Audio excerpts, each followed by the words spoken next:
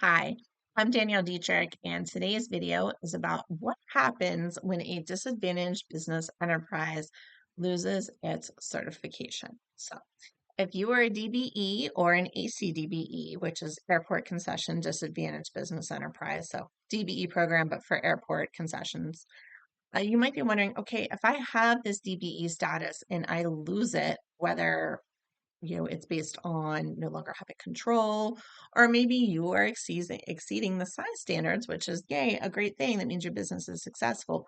What happens? Decertification can happen for so many reasons. Um, Bring on a new owner, illness of an owner, somebody passes away, all these different things can come into play. So, um, when an ACDBE is decertified because the firm exceeds the business size limits or one or more of its owners exceed the personal net worth limitation, the company may continue to have their participation counted towards ACDBE goals for the remainder of a concession agreement as long as they remain eligible in all other aspects. So ACDBEs operate retail, food and beverage, or other concessions at the airport, and if you're decertified during the term of that agreement that you have to be there, you can still contribute to the goal until the agreement expires or is terminated. However, this is important. You must still comply with the program requirements in all other aspects. So, control, ownership, and independence must all still be okay. This is only if your business exceeds the size limitations or your personal net worth exceeds those limitations. Um, if you lose eligibility for any other reason, such as fraud, suspension, debarment, your participation is not going to count towards the ACDBE goal.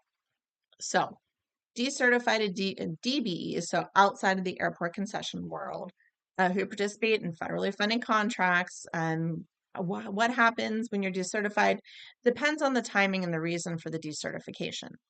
If you are decertified solely because you exceed the business size standard for your industry, the state or local agency that received the federal funds may still continue to count the remaining portion of your performance towards the overall DBE goal for that. However, if you're decertified again for any other reason, including, now this is different, if you were decertified for exceeding personal net worth, or any of the other reasons, control, ownership, etc., they may not count the remaining portion of your performance towards the overall DBE goal. You might be able to count it towards the project, but not the overall goal. So again, that's different. The exceeding the personal net worth standard is different for DBE versus ACDBE. So the final rule that came out earlier this year also addresses the situation where you're a prime contractor who is decertified after being awarded a contract with a DBE goal. In this case, the remaining portion of your performance may not count towards the overall DBE goal, but can count towards satisfying a contract goal. So again, the exception is if you're decertified due to exceeding the business size standards or being acquired by a non-DBE, and if it's determined that removing your participation would make it impossible or impractical for the prime to meet the contract goal. And finally, the final rule also talks about counting DBE subcontractors who are decertified. If you're a prime who has a subcontract with a DBE and the DBE is decertified after the subcontract is executed, you may continue to use the DBE and receive credit towards the DBE goal for the contract.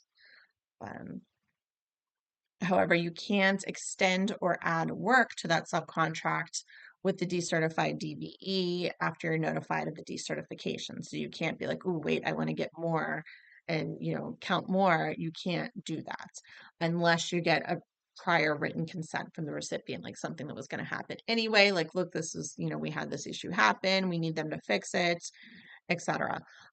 So, it is a little bit different, and it's good because it does let you know if you are, going to be decertified based on personal net worth or your business is growing, how your customers can handle that. So I hope that this has been helpful. If you have any questions about these topics, please feel free to reach out to me. Thank you.